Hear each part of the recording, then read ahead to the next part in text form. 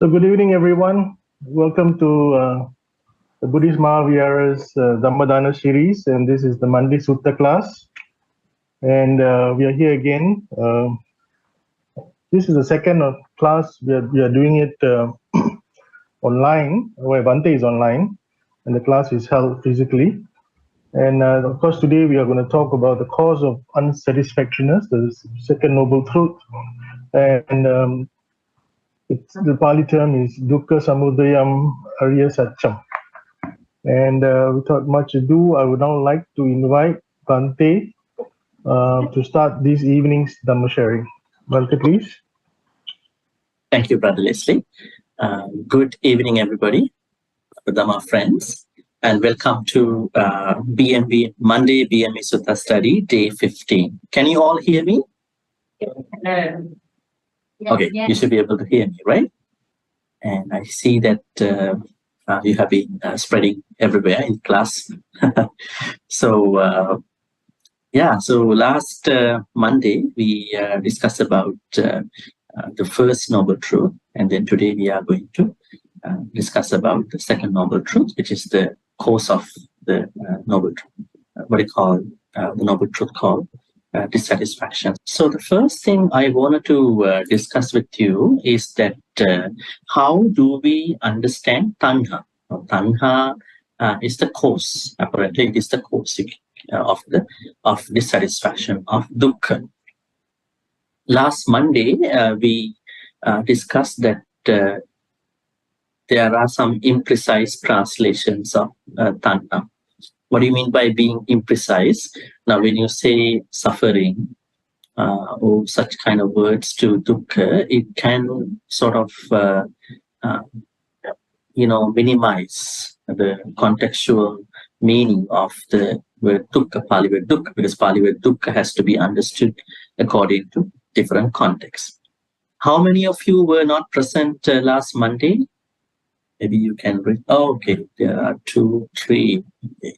Do you think you can catch up because we are dealing with the noble truths?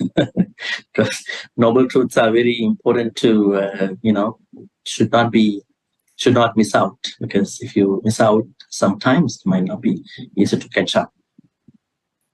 So we understood the Pali word dukkha initially from the translation called unsatisfactoriness or dissatisfaction. So these are the minimum translations, like minimal levels of translations of dukkha. So today, as we know, we are going to discuss about the second noble truth, which is the cause of this dukkha. Do you have access to the text, Dhamma folks? Our text? Now, because I think we have to go back to the text today, because otherwise you might not understand it. So we done this part from 25th up until 33. Sankittena Panchapadana Kanda Dukkha. So today we will be studying from 34 to 39, just five sections. But there are a lot of things to discuss even within these 5. Let me read first for you. 34. Idang ho ana bhikkhave dukkhasamudayaṁ ariyasaccaṁ. Ya yang tanha hono bhavika nandi raga sahagata tatra tatrabhi nandini seyatidam kama tanha bhava tanha vibhava tanha. Idang ho pana bhikkhave dukkha samudayam ariya saccaṁ. Ya yang tanha hono bhavika nandi raga sahagata tatra tatrabhi nandini seyatidam kama tanha bhava tanha vibhava tanha. Actually, it's good to get familiar with the text too, right? Sometimes you might know the contextual meaning, but you might perhaps not be able to read it. So both have to go. Alright. So you can see here, now this monks, so bhikkhus, bhikkhunis is the noble truth of arising of dissatisfaction, unsatisfactoriness, we call it dukkha. Now samudaya means arising or origin, right? Ariya means noble, satya means truth. So samudaya means what we call, you could say origin or arising, or that kind of mean. Now here you can see the bigger course, tanha, what tanha? Kama tanha, bhava tanha, vibhava tanha. That means ideally 3 types of tanhas. Yayang tanha pono bhavika. Yang, actually, it is this craving, tanha, which leads to punabhava, pono bhavika. Now that means this tanha brings punabhava, pono bhavika. Can we identify the meaning? Pono and bhavika. What is pono? Pono means re. Puna, another Pali word is puna, P-U-N-A, puna, re. Bhavika means life. That means tanha initially creates life, many lives, not one life, right? Then that means this is why we are in the samsara, right?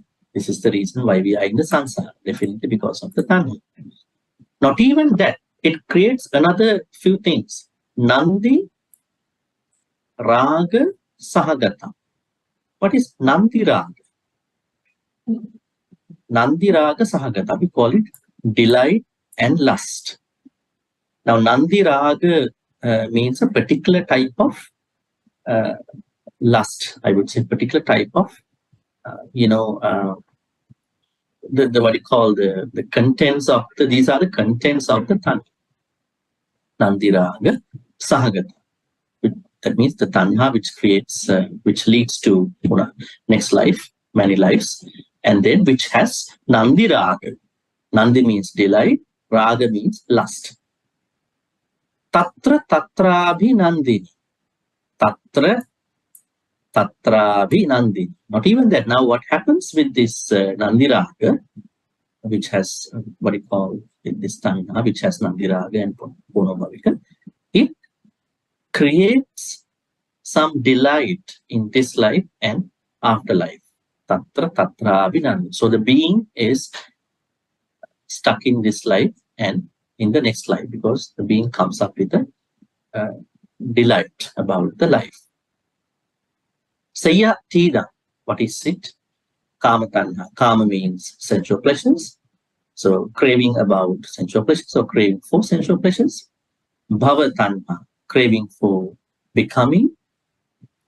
And vibhava tanha, craving for non-becoming. Craving for sensual pleasures, craving for becoming, craving for non-becoming. We will discuss them slowly. Now let me ask you something very interesting. I have written something very interesting here. Although tanha is associated with an external object, it is not the object itself that generates it. It is not just the external object that creates our tanha. Rather, it is the feeling, vedana, that arises in relation to the object. Consequently, tanha arises relative to the emotion, I would say feeling over here.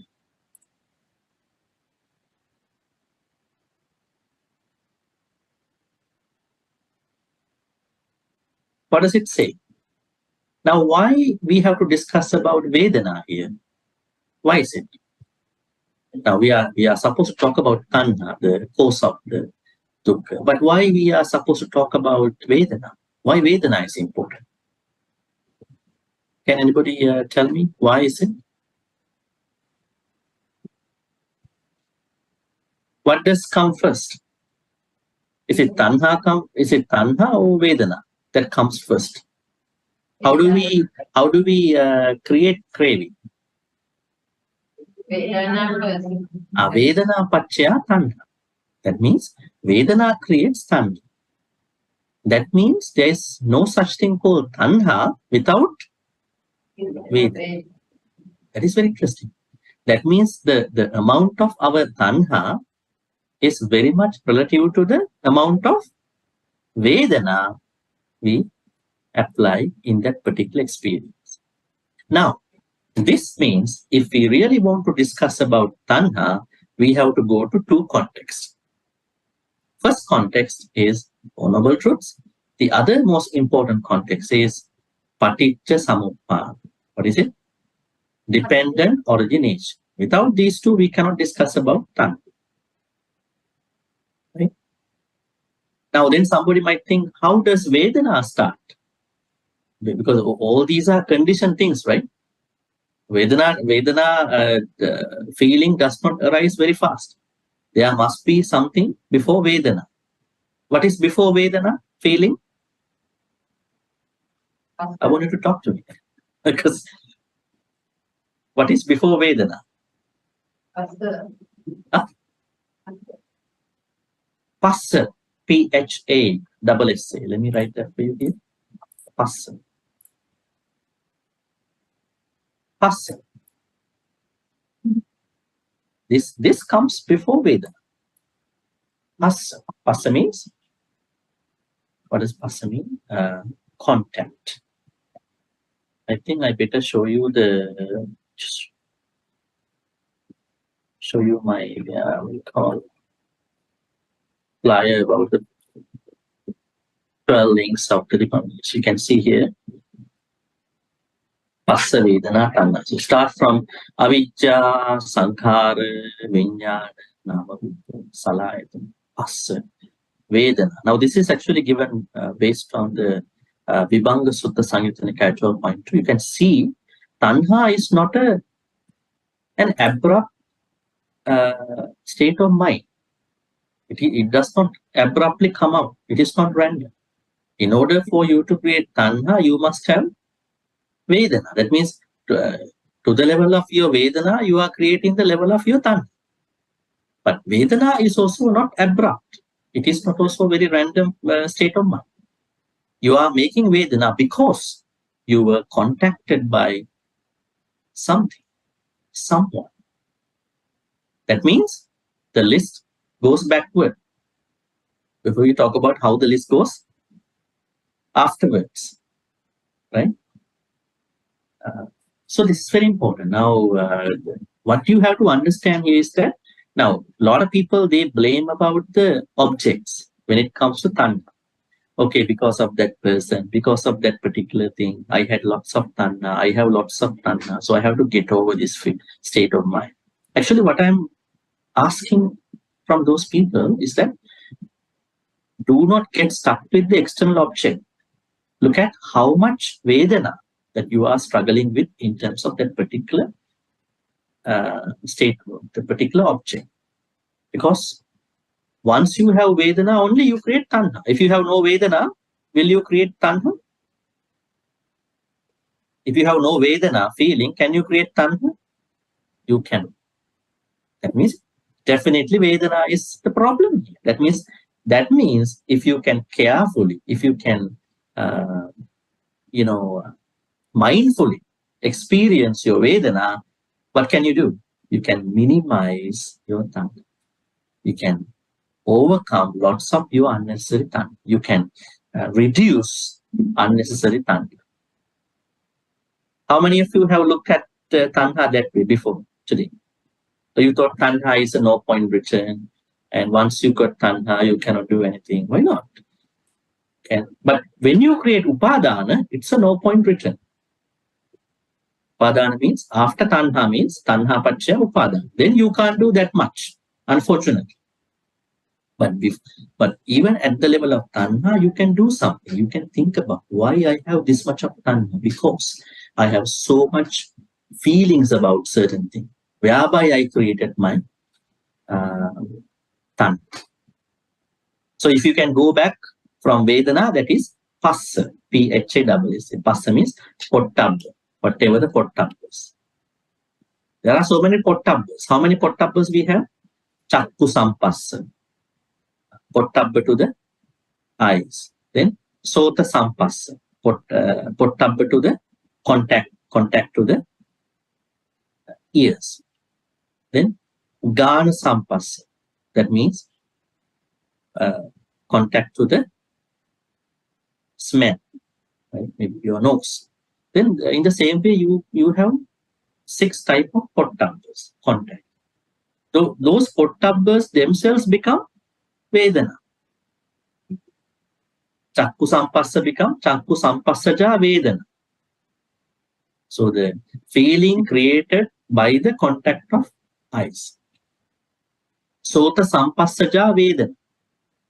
That means feeling that was created by the contact of the ear, maybe the sound. So this way, 6 Pottabbas create 6 Vedana.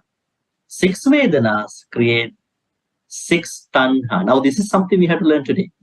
A lot of people think Tanha is only 3. What are they?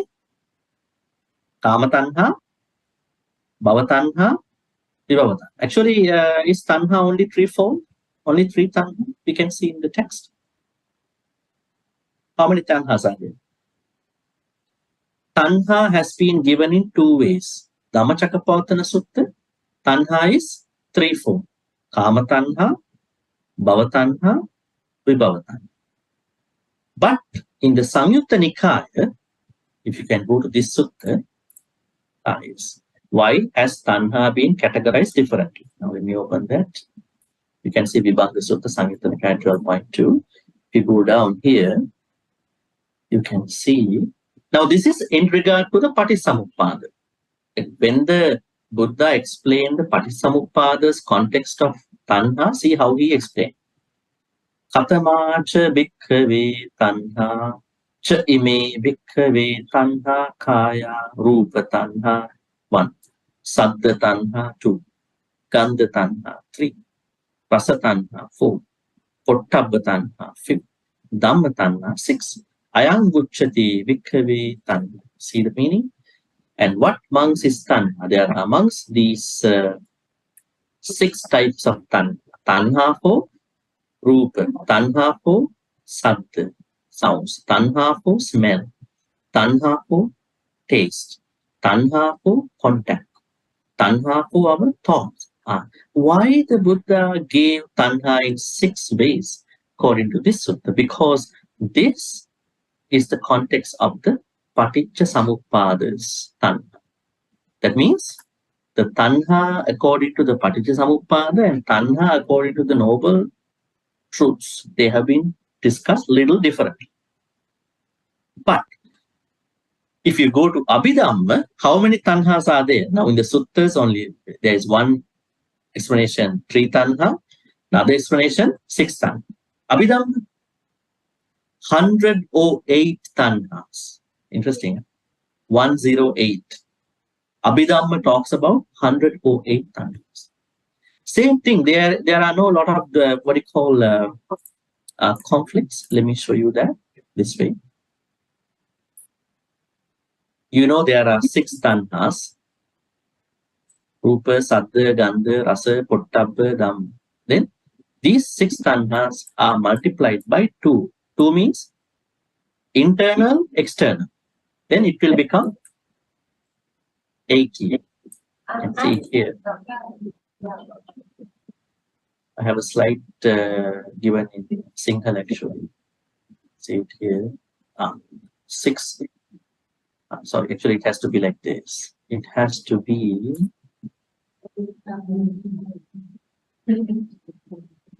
Has to be little differently.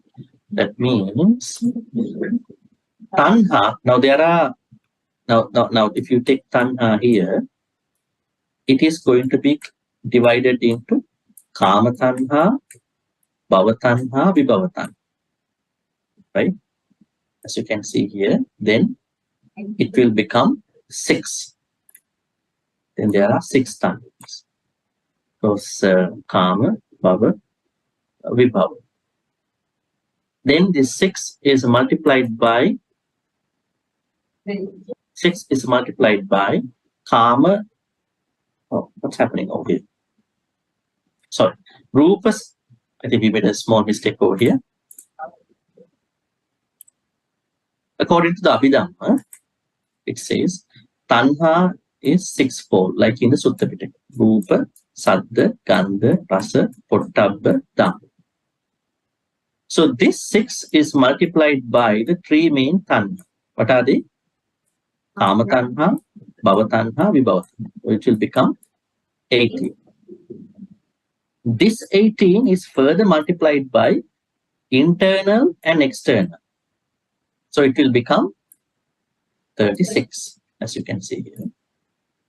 And then this 36 is multiplied by 3 because it is going to be taken as past, present, and future. So you're going to multiply by 3. Yeah?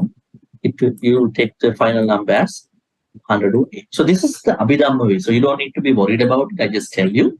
Suttas we have 2.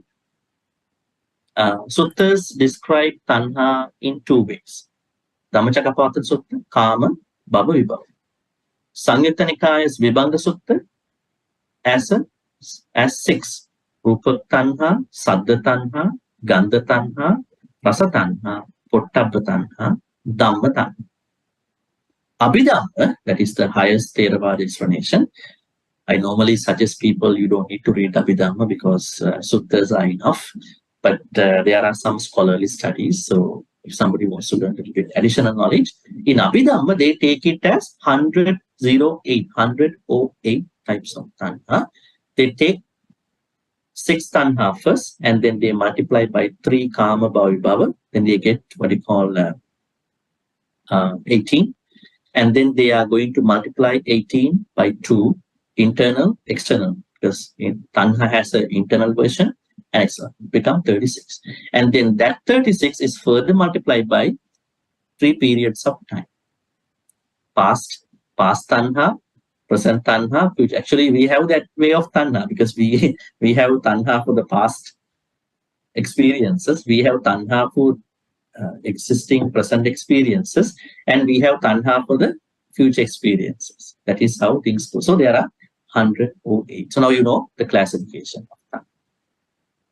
But I explained to you at the beginning, tanha can be minimized because it is coming from Vedana. So if you really mindfully experience your Vedana, whatever the Vedana, let's say you see somebody, people who you like to see, you hear people's sounds that you really like to hear their sounds, you smell something, maybe an aroma or something, maybe a smell, you taste some good food, maybe some very tasty stuff.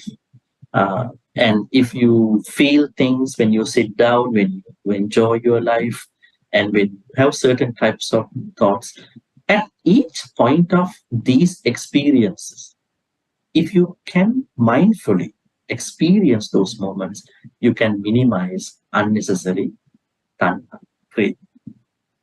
But the problem is, if you create tanha, but if you are not doing anything for that tanha, then you are further developing that tanha. You will come to a point what you call by the after effect of tanha. What is it? Upada. U, P, long A, D, long A, this one. See it here. Craving, then clinging. When you come to clinging, this level, it is little more difficult to, get back. You cannot easily go back to craving. I would say this is a no point return. Then you are definitely creating lots of other things. Right? So let's go to our text over here. So although this is where I started today, although tanha is associated with an external object, outside thing, maybe a rupa, maybe a saddha, maybe a gandha, maybe a rasa, maybe a pottabha, maybe a dhamma, it is not the object itself that generates tanha. Rather, it is the feeling. That means it is the vedana that arises in relation to the object. Consequently, tanha arises relative to the feeling. All right. Now I'm going to show you another flyer just to show you some of the I would say, daily responses to our experiences, where you can find out how can Lobha creates Tanha. Before that, can I ask you something? What is the minimum level of Tanha? The maximum level is Tanha, definitely. What is the minimum level of Tanha? How do you know that I am actually deviating from my mindful feelings, mindful experience of feelings? What is the minimum level of Tanha?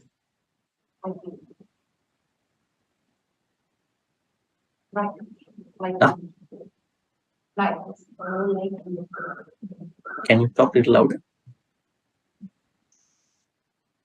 What is it? What is the minimum level of you? When you have the minimum level of Tang, that means that you know that now you are starting out with Tang. What is it? The minimum level of Tanha is Lobha. You are starting from the Lobha, and then it will go to Tanha one day. It's pretty easy to understand. Before Lobha, that means before greed, what are the other negative mental states that you are going through? These are the ones now I am going to show you before Lobha. You can see here, right? I put it as level 1, level 2, level 3. Now, first of all, let me show you likes and dislikes. Do we have likes and dislikes in our life? Do we have likes? Yes, we like. If you are a social media person, you give lots of likes to people that you really love. Every time you like it, and then unfortunately, maybe fortunately, they don't have this dislike button, right? Unless you put a bad emoji. So, likes.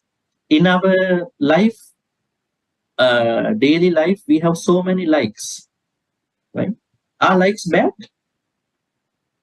It shouldn't be bad, right? Let's say you want to take a shower, you want to eat some food, you want to learn something, you want to go somewhere. There are so many things that we like. What about some dislike, primary dislike? Do we have some dislikes also on a daily basis? Yes.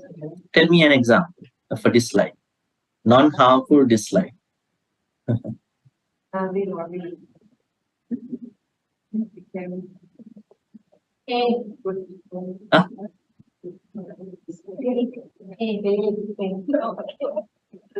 You have to talk a little louder, you know.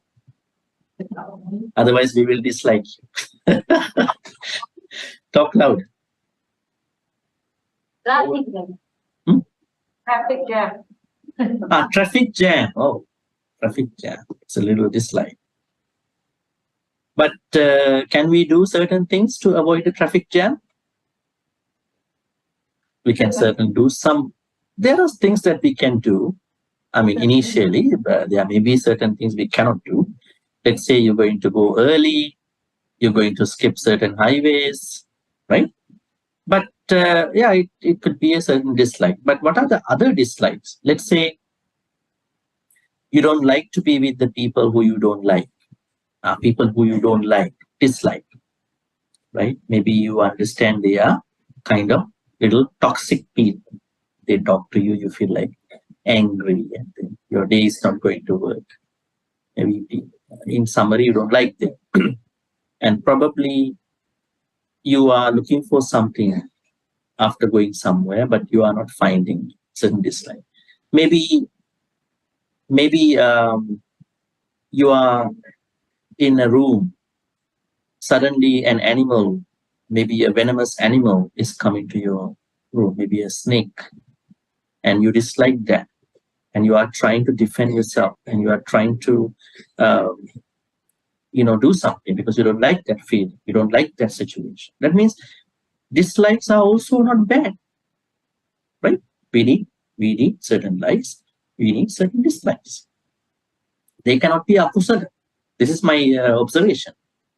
Our likes and dislikes are not always akusala. Mostly they are not akusala.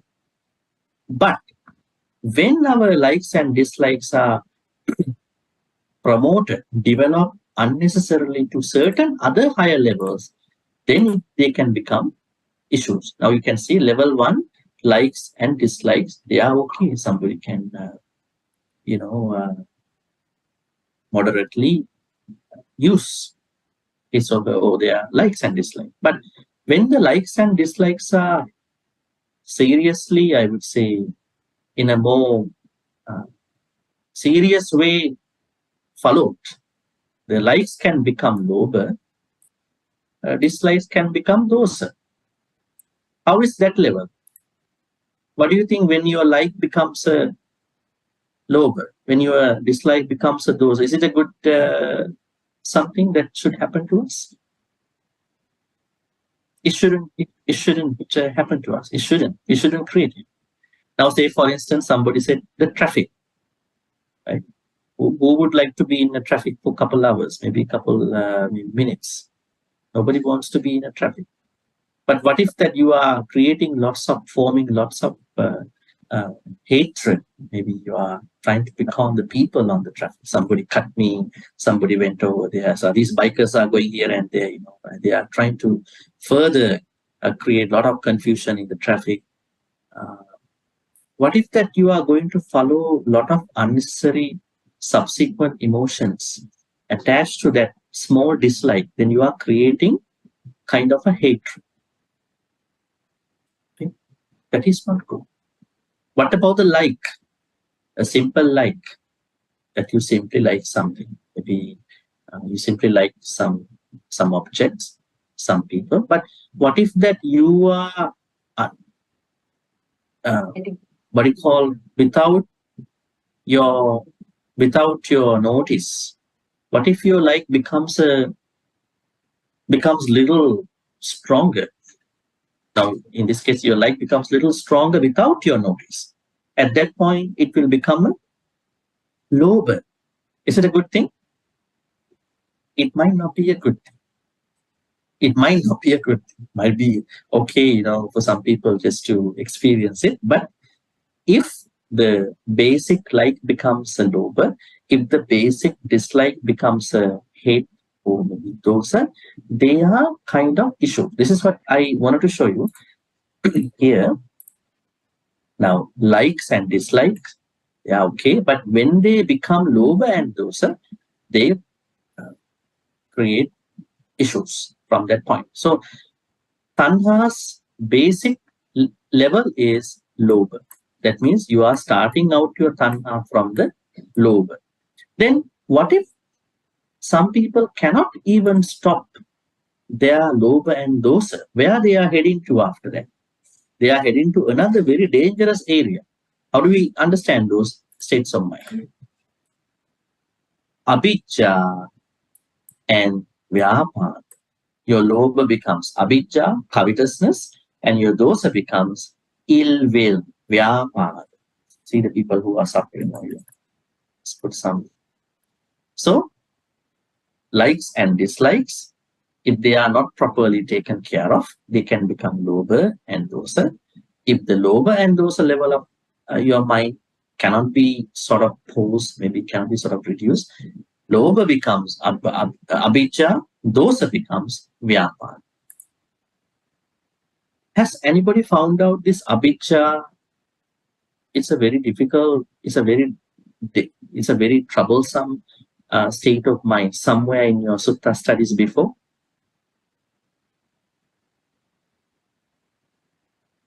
How many of you go to Satipatthana retreats, mindfulness retreat, and you attended my retreat too? And I explained to you very clearly. Where do we find abhijja?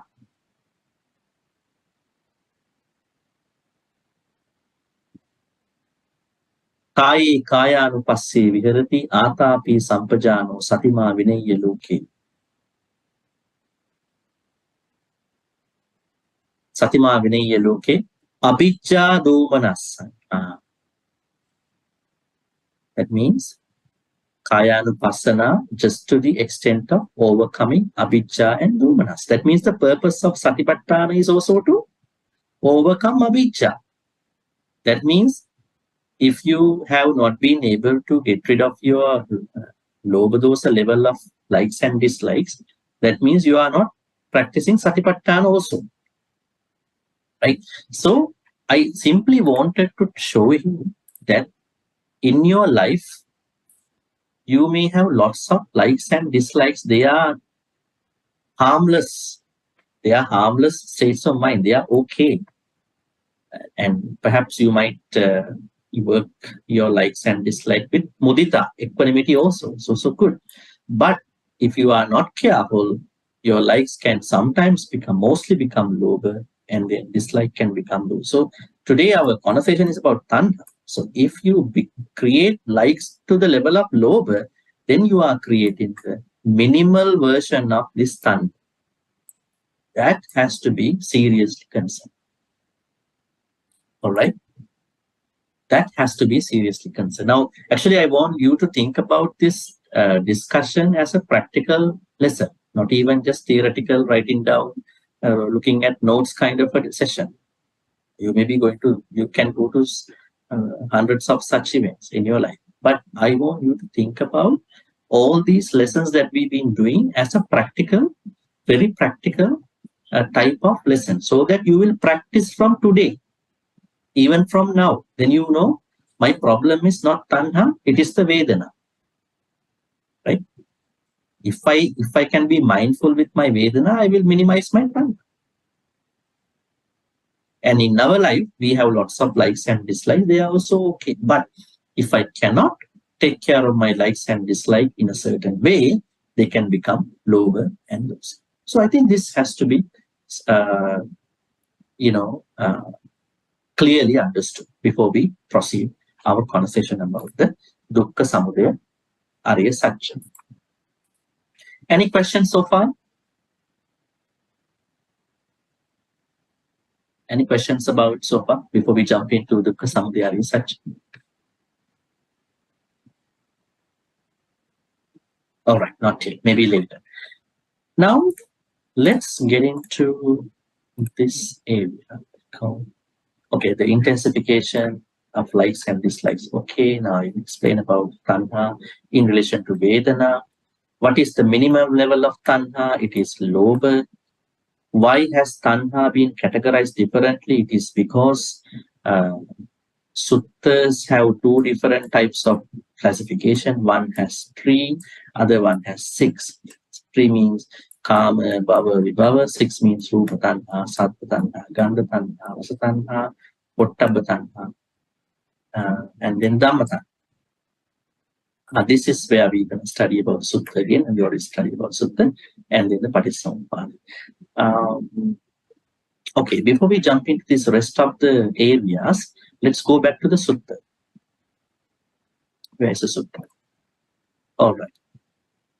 Let's talk about Pono Bhavika. Pono Bhavika. That means what is the main role of tanha?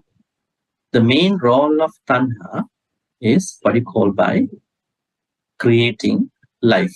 I would say punabhava. So what is the main role of tanha? Tanha takes you to samsara. How many of you would like to go to samsara back again? Don't ask me, huh? Because it's a personal decision. Right? Who is going to respond to that? So going to samsara, is going to samsara a bad thing? It depends, right? We never know. It depends. Now, tell me, what are the places where we can be reborn because of tanha? Like, let's say we die one day, everybody dies.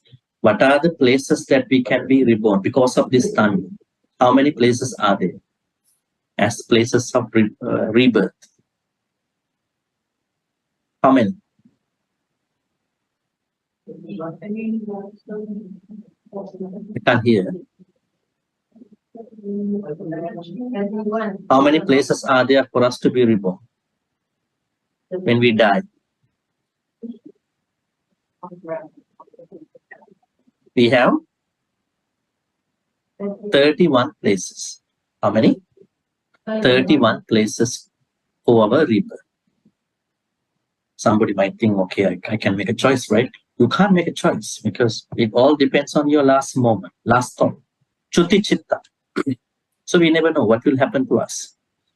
And starting from the hells, 4 hells, and then the human world, and then the Deva worlds, and then the Brahma worlds. Right? These are what we call by 31 places. Now tell me, is it a very dangerous, how do we understand? In many suttas, a lot of people talk about, even the Buddha talks about, that samsara is an ocean. It is an ocean. And it is a dangerous thing. It is a dangerous journey too. But somebody might ask, and what about the bodhisattvas? Bodhisattvas don't attain Nibbana. They take very much risk. They take a lot of lives to practice paramita. Why they take a lot of time? Why they do not attain Nibbana? Everybody else wants to attain Nibbana, but bodhisattvas don't attain Nibbana. They go back to samsara for many, many billions, trillions of lives, maybe more than that. And when we learn Ratana Sutta, we know when you become a Sotapanna, you still have samsara for 7 lifetimes, but you will not be reborn as a being in the hells. Right? It says that you are released from the 4 hells. How do we say that? That you are released from 4 apayas. And it is also said in other suttas, like Bala Pandita Sutta, that to be born as a human is very rare. Is it for humans or is it for some other beings? To be born as a human again is very difficult, very rare for other beings. Now, how do we refer this to? Is it for human beings to be reborn as human beings is rare, or other beings to be reborn as human beings is rare? How do we understand this? I think there's a misunderstanding when many people explain this getting a human life again. In one sutta called Bala Pandita, Bala Pandita, Bala Pandita.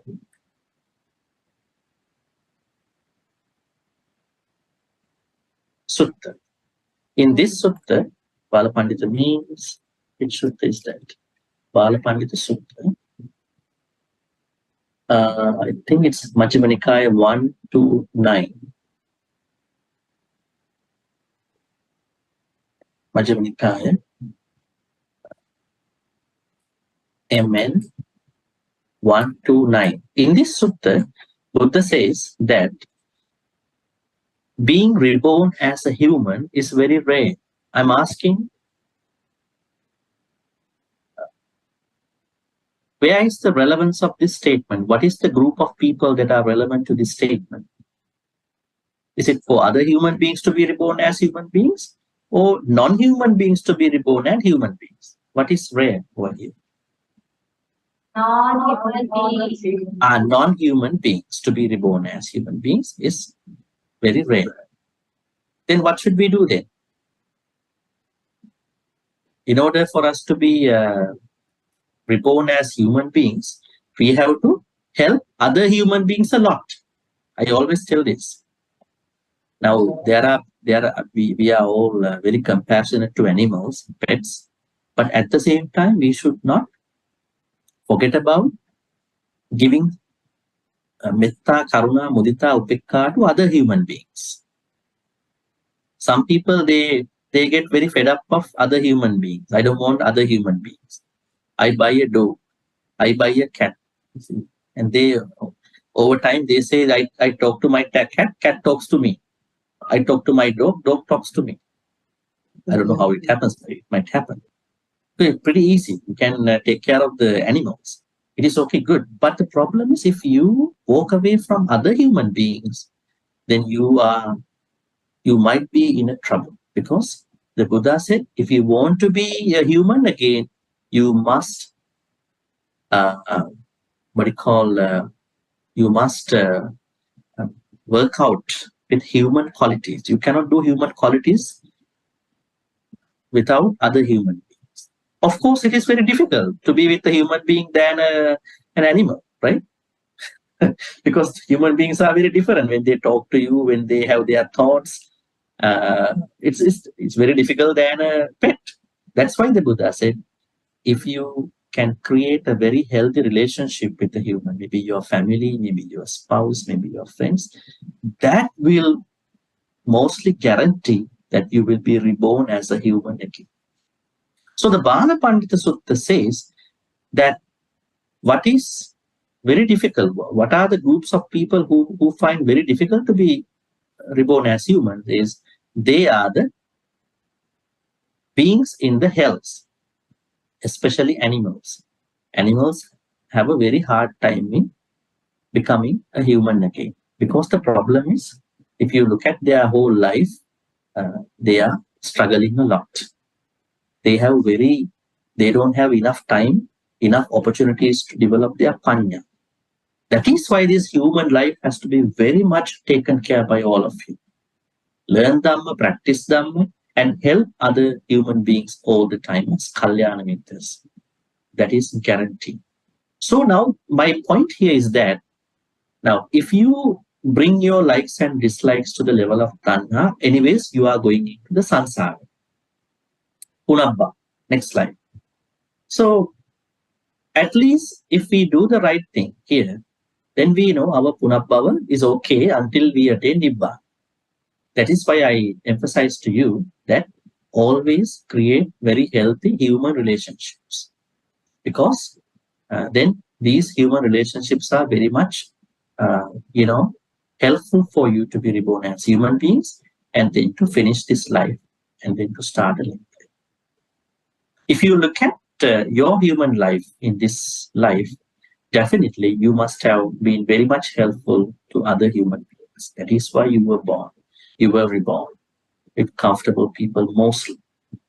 In any society, there are some toxic people too, but it doesn't matter, because we have our wisdom in tackling, in dealing with those people. So Tanha creates Punabha. That is what we learn here. And then Nandi Raga Sahagata. Now, Nandi Raga Sahagata, I explained to you earlier. Nandi means delight and Raga means lust. Tatra Tatra Abhinandi, and there is delight here and there.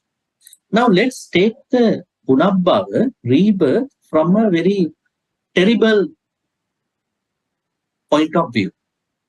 How many of you have observed that there are a lot of stories where people create a lot of grudge? They make revenge, and then they pass on. Remember, there are some Dhammapada stories where one animal sees that her children are being eaten by a cat. So she is very much unhappy about this incident, because in this life I am very weak. The cat always comes and eat my offspring. Next life I'm going to be a cat. I'm going to eat all your offspring. Then what happened? Cat passes away, and the hen passes away, and they become the opposite, and they started eating. Right? And then, so this grudge, this revenge has been going for many billions of lives, until they both became reborn in a life where the Buddha was living, Shakyamuni Buddha was living. So one became a yakka, a female yakka, and going to eat a human. At that time, Buddha intervened, and Buddha stopped that thing not happen. That means the samsara journey to some other people can be very terrible, because they are, they are trying to,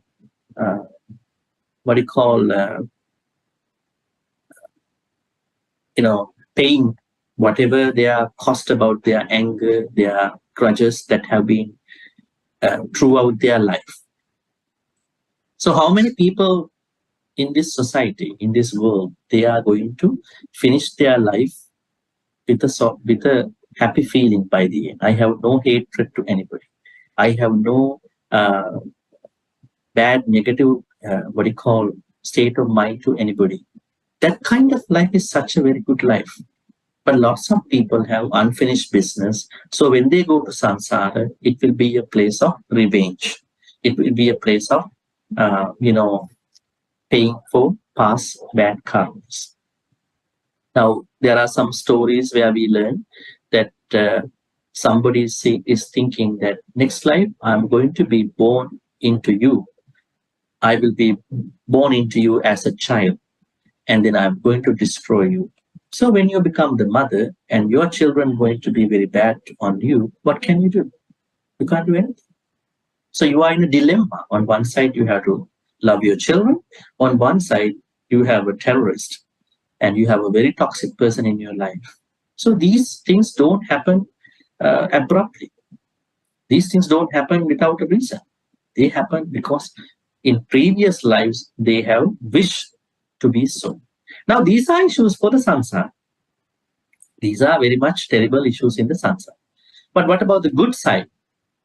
There is a good family. There is there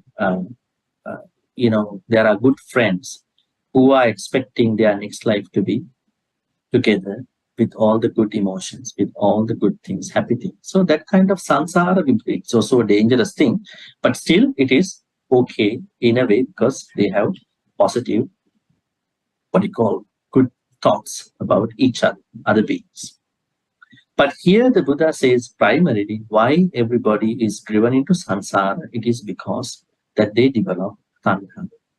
Primarily lobha and then tanha. So lobha brings them into tanha. Now this is why whenever you give dana, what should you do? Tell me, what should you do when you give dana? Now you bring dana to the temple. What should you do? By the power of this dana, may I be a very big deva in the sky. By the power of this dana, may I have lots of maybe good things in my next life. Okay? What is happening over here? Now you are supposed to reduce your lobha, but then you are creating tanha with that dana. You are doing anti-Buddhist things in that dana practice. That is why the Buddha said the starting point of our practice of reducing our tanha is dana. When you bring dana, then practice is second noble truth. You understand that unless I don't attain Nibbana, I'm going in the samsara. But then I can do something here now. What I can do? I know that I have attachment, lobha to my food, which I bought for the sangha and the things I did grocery for this. But I'm trying to reduce my lobha to the food, lobha to the price of the thing, lobha to other things. Then you are doing something for the second noble truth in that way. Now let's get into the three types of tanha, which the Buddha talks about under the Dhammacakkappavattana Sutta. What are they? Kama tanha, bhava tanha, vibhava tanha. All right, these are the important facets of tanha. Kama tanha. What is kama tanha? Anybody tells me, what does kama tanha mean to you? Kama tanha means craving for kamas. And now we have to take those 6 tanha. What are they? Rupa tanha, saddha tanha, gandha tanha, rasa tanha, pottabba tanha, dhamma tanha. That means we have craving for dhamma. Tell me. The last tanha about the kama is dhamma tanha. Is it tanha for the dhamma? Can people have craving for dhamma?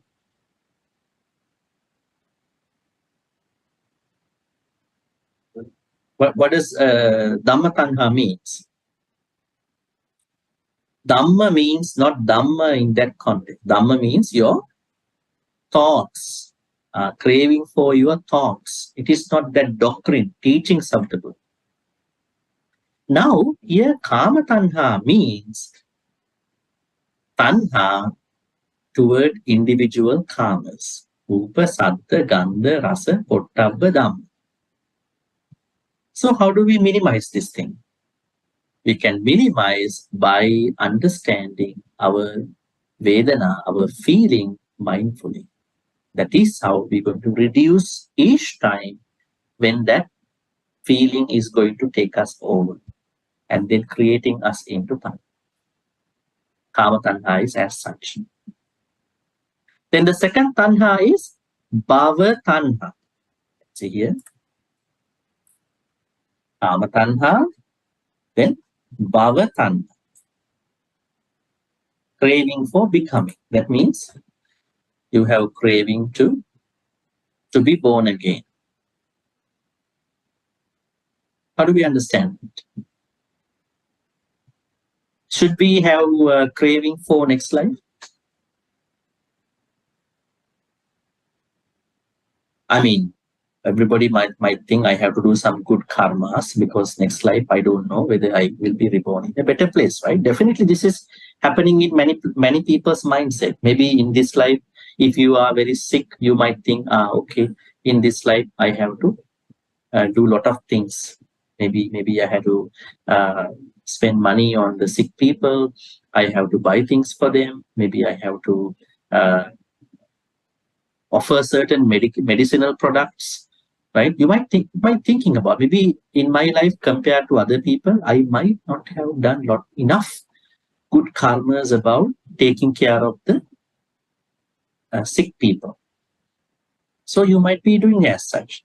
Maybe somebody might think in this life, I was not so blessed with the right people that I wanted to. Then someone might think, maybe I'm making good karmas and making a wish. May I be with the right people that I wanted to be with in my next life.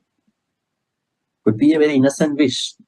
Someone might think in this life, I didn't have a good childhood. My parents were like this. I was not lucky enough to get right people around. Someone might think in this life, I was not very rich enough. I want to become more rich. So I want to give a lot of things to other people. So all these are things that people might wish. Dhamma-wise, this could be an issue. But there are certain other teachings in the Dhamma where Buddha says, if you want to, because this is karma, definitely you must have done enough karma in your samsara. I think that is also not wrong, because nothing has happened to you without a reason. Always think about it. Every time you eat good food, every time you have a peaceful day, always think that you must have done a lot of good karmas in your past life in order for you to be so. You look at other people, how many problems they are having every day. It could be money, it could be food, it could be terrorism, it could be lack of peace of mind, it could be their close beloved people. But if you don't have, that means you must have done lots of good karmas in past life and also in this life. So in this way, we look at karmas in a very different way. But if you are someone who is simply expecting next lives to come, you are not practicing Dhamma, you only thought is that, may I be reborn, may I be reborn. I think that will take you to Bhavatana. That is Bhavatana.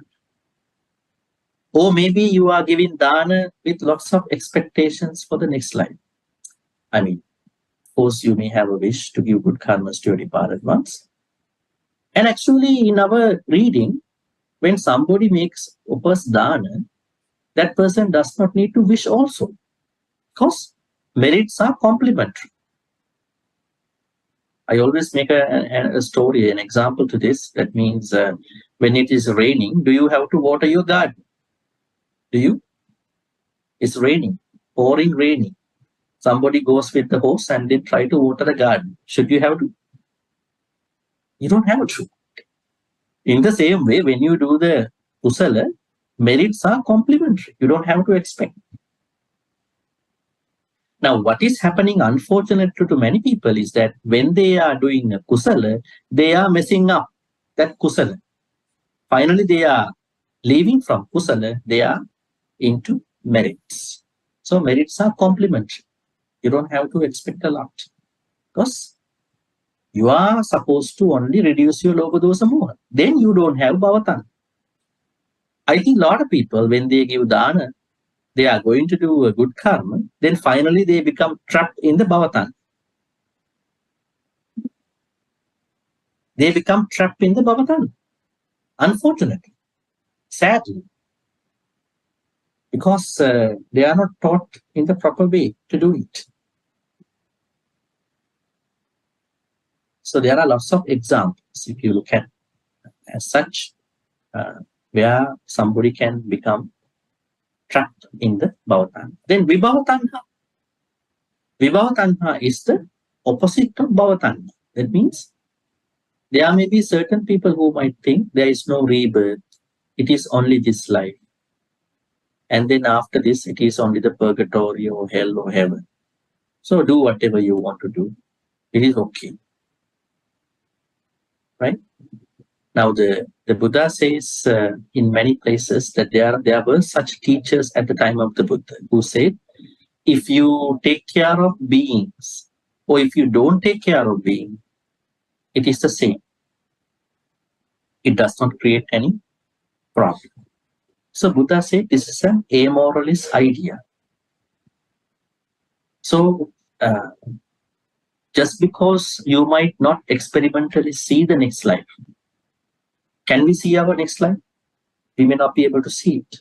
But we understand there is cause and effect.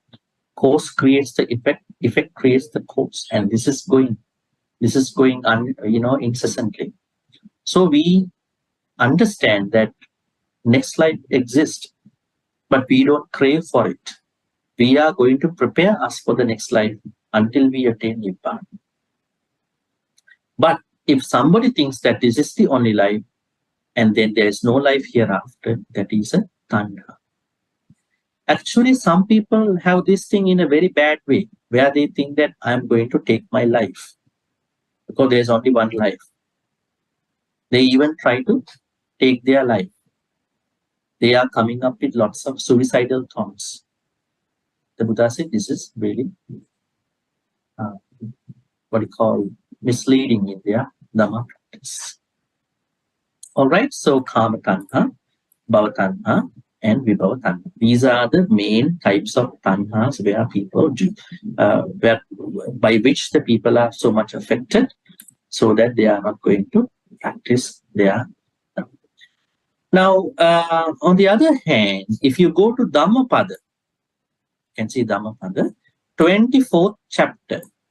Which chapter is that? 24th chapter. You can see lots of teachings about Tanha. Let's go and see a couple of teachings. Tanha Vagga. This is what we call 24th chapter. The craving of one given to heedless living, that means someone who has no diligence, grows like a creeper, like the monkey seeking fruits in the forest. She lives from life to life. That means the nature of the tanha. And tanha has to be cut permanently. Just as a tree, though cut down, sprouts up again if its roots remain uncut, and firm even so, until the craving that lies dormant is rooted out, suffering springs up again. And so in this way, there are lots of teachings about tanha in a different chapter, where you can see, where you can learn. And let me add something here. All right. Now, when the ascetic Siddhartha became the Shakyamuni Buddha, he made a statement. Now, he made few statements during his life. First was when he was born as a bodhisattva. What was the statement he made, folks? I think I already shared with you in person when I was there. Aggo hamasmi lokassa, jetto hamasmi lokassa, setto hamasmi lokassa, ayamantima dani punappav. That means I am the greatest, I am the highest, and he said, I will not be reborn again. This was the statement he made once he was reborn. Then, what was the statement he made when he became the Buddha? Can anybody remember? Now, once he became the Buddha, he made a statement.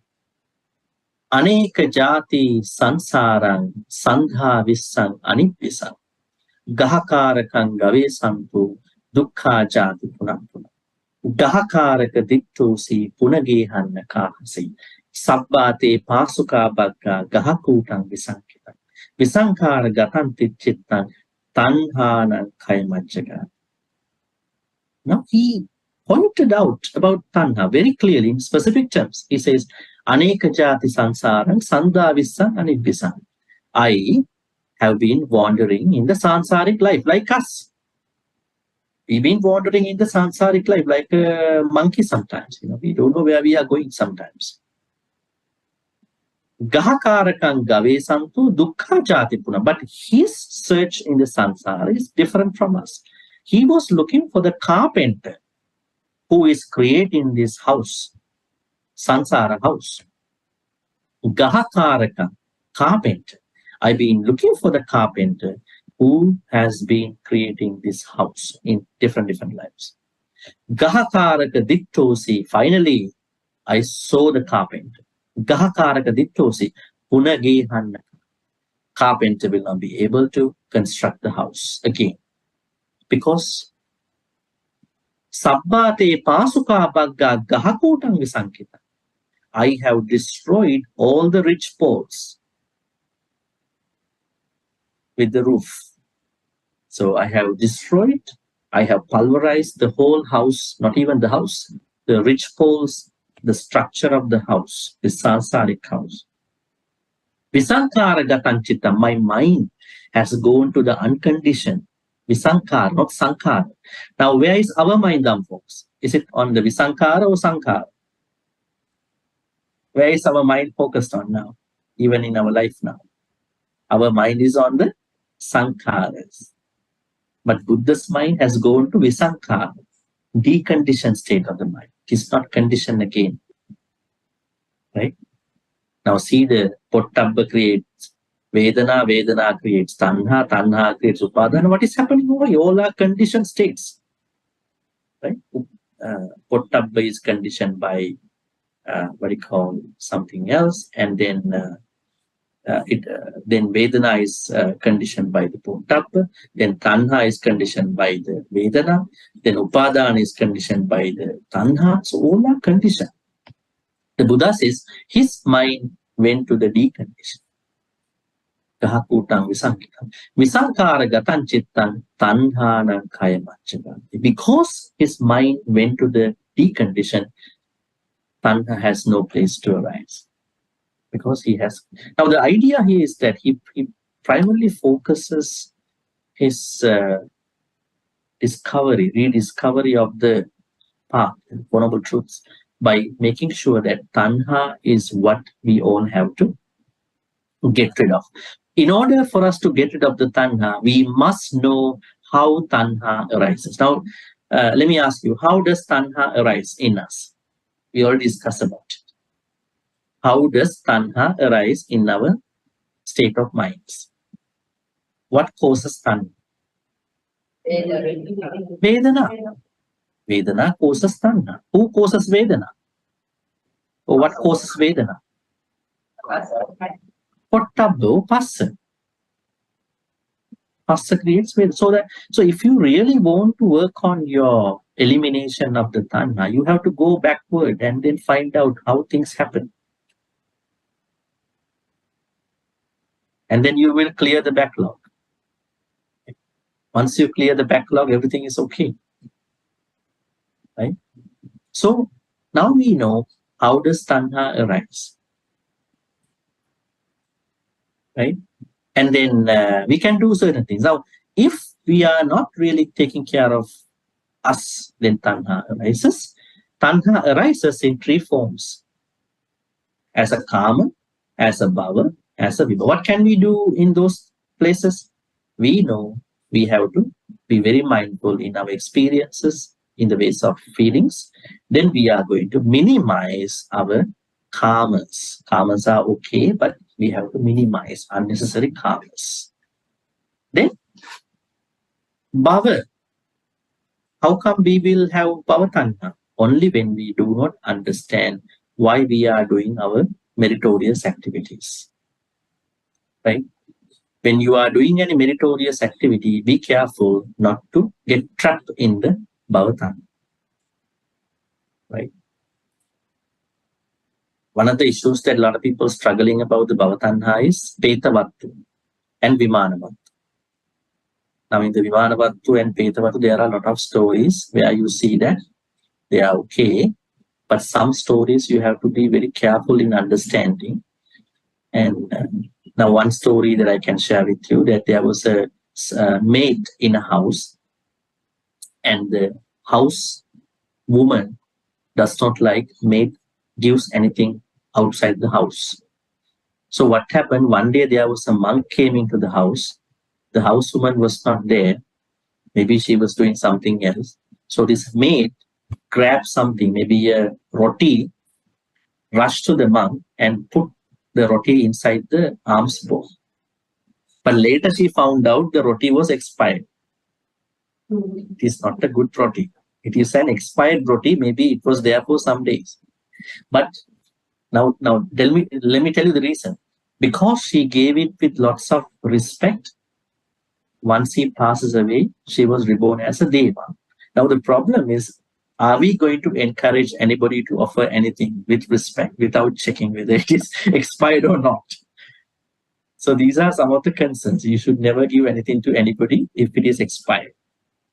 Forget about monks, not even monks, but also anybody. Because we have to make sure that things are not stale. Things are fresh, new things if you could give, right? So these petavattu and vimanavattu stories have a good side. But if you don't carefully read them, you will create some bhavatanha. You have to be very careful about it. So whenever you give a dhan, whenever you do any other, even when you take sila, even when you do a meditation retreat, you can still create bhavatanha. Because you have to understand why you are doing this particular activity. That is why in my Noble Eightfold Path series, I always told you, think about why you take precepts.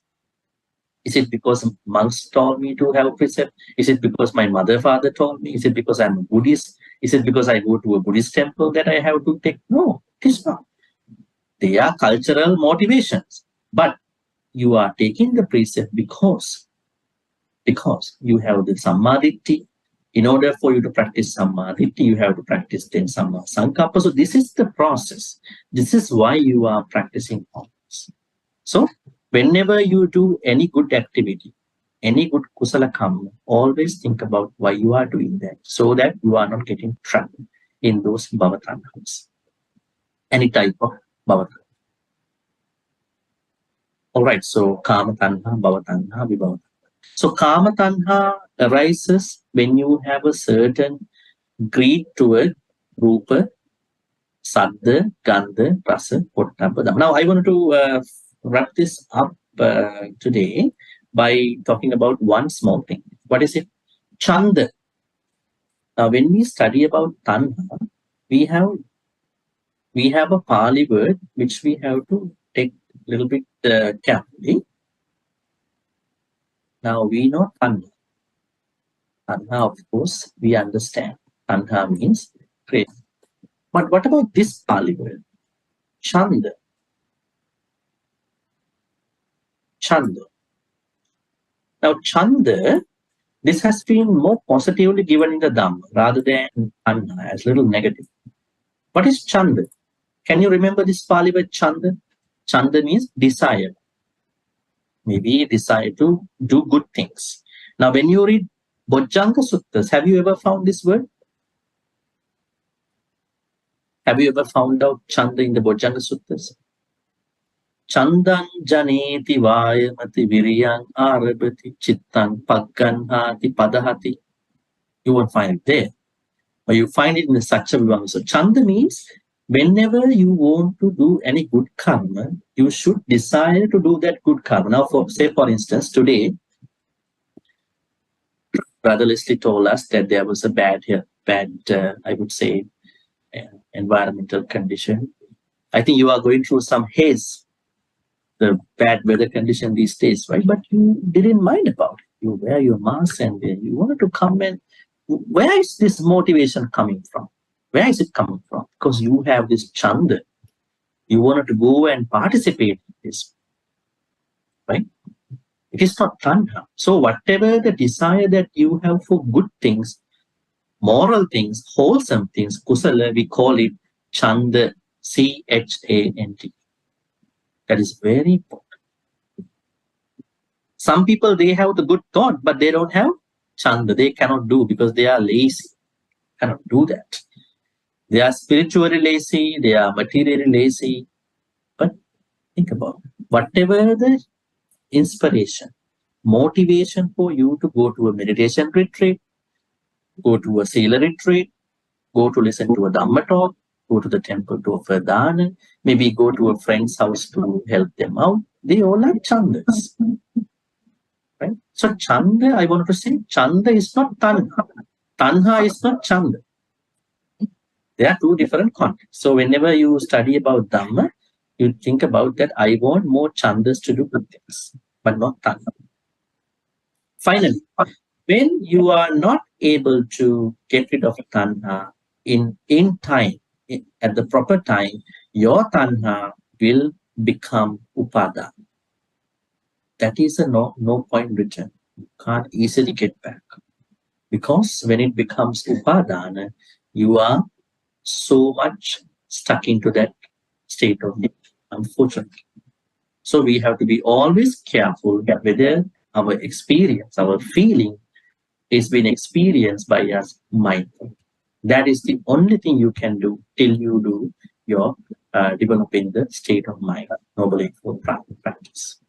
So do not be scared or feared at tanha, because you can do still a lot of things, but make sure not to make your tanha to the level of upadana. All right. So let me ask you this thing. Do you have any questions about today's lesson?